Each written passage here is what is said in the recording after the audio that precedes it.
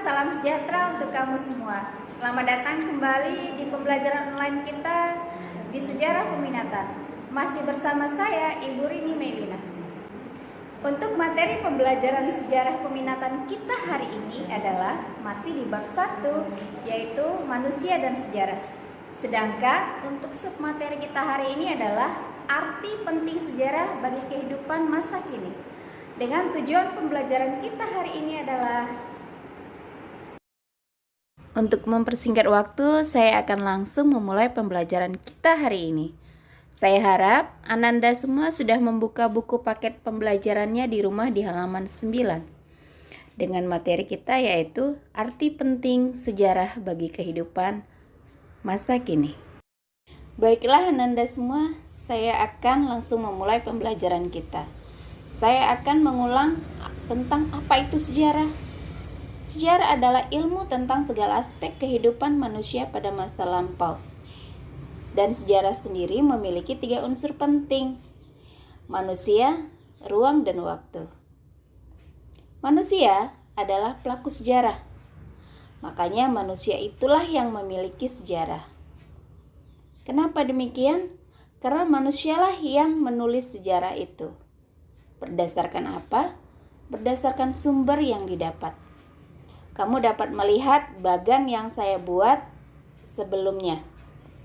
Sehingga timbul suatu pertanyaan, mengapa sih kita harus mempelajari sejarah? Nah, Ananda, berikut adalah gambaran bagaimana pemikiran kamu saat ini tentang sejarah. Apa sih guna sejarah?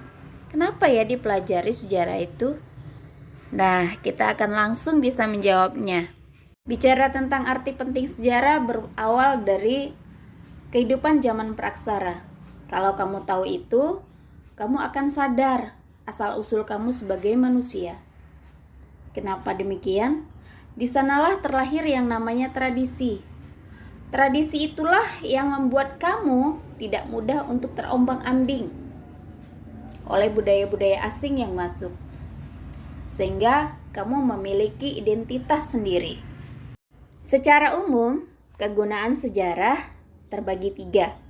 Yang pertama itu adalah sejarah sebagai ilmu. Yang kedua, sejarah sebagai pendidikan moral. Yang ketiga, sejarah sebagai pendidikan penalaran. Belajar sejarah memiliki kegunaan jangka panjang dan jangka pendek. Kalau di jangka pendek itu ada 3 kegunaannya. Yang pertama, berguna sebagai edukatif. Yang kedua, berguna sebagai inspiratif. Dan yang ketiga, berguna sebagai rekreatif. Sedangkan untuk jangka panjang, menjadikan seseorang ataupun manusia lebih bijaksana dalam menatap masa depannya.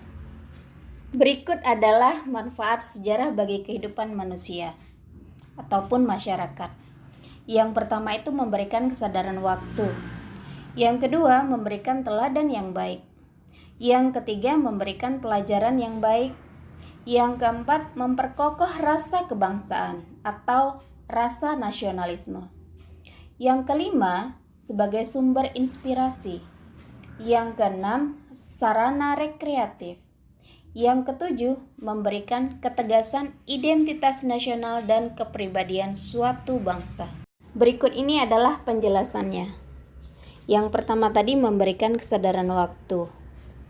Maksudnya adalah kesadaran bahwa kehidupan itu terus berubah, tumbuh dan berkembang, terus-menerus melewati waktu. Penjelasan yang kedua itu memberikan teladan yang baik. Manusia ataupun kita sendiri harus sadar, di negara kita ini banyak sekali tokoh-tokoh ataupun pejuang-pejuang kemerdekaan yang jasa-jasanya dalam memperjuangkan kemerdekaan Indonesia. Seperti kata Soekarno, bangsa yang besar adalah bangsa yang bisa menghargai jasa-jasa para pahlawannya. Untuk penjelasan yang ketiga, sejarah memberikan pelajaran yang baik. Pengalaman adalah guru yang baik. Konfuse mengatakan, sejarah mendidik kita supaya bijaksana. Sedangkan Cicero mengatakan, Sejarah bermanfaat sebagai guru yang hidup. Sedangkan Sartono Kartodirjo mengatakan, barang siapa yang melupakan akan masa lalunya dapat diibaratkan seperti orang yang sakit jiwa. Untuk penjelasan yang keempat, sejarah memperkokoh rasa kebangsaan atau nasionalisme. Maksudnya adalah adanya rasa kesamaan dalam berbangsa dan bernegara untuk memperjuangkan persatuan.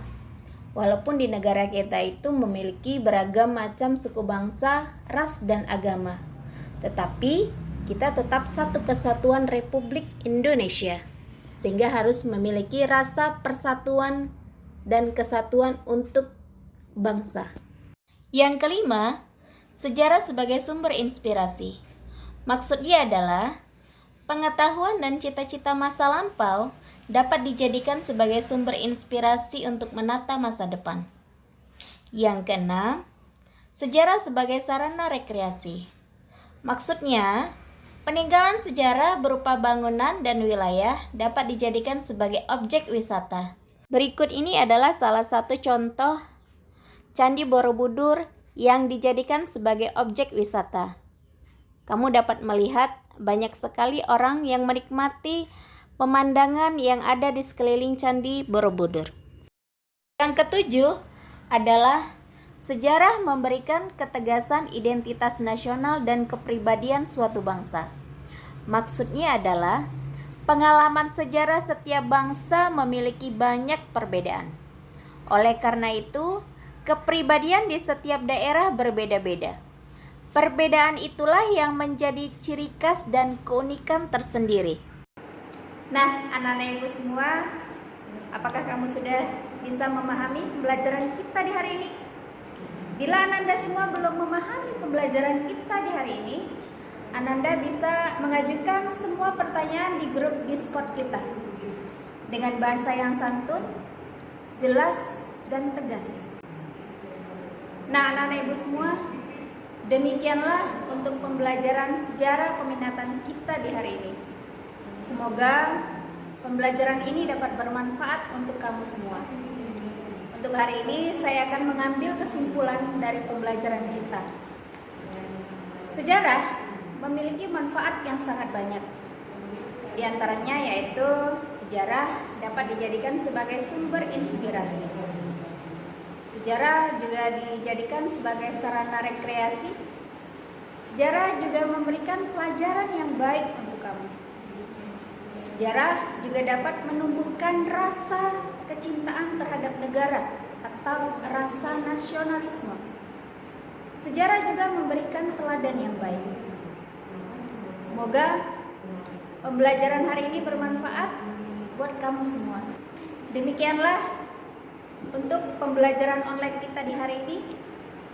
Semoga Ananda semua dapat memahaminya dengan baik.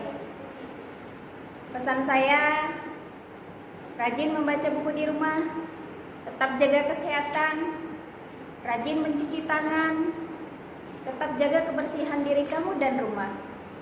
Terima kasih, sampai jumpa, tetap semangat dan selamat pagi.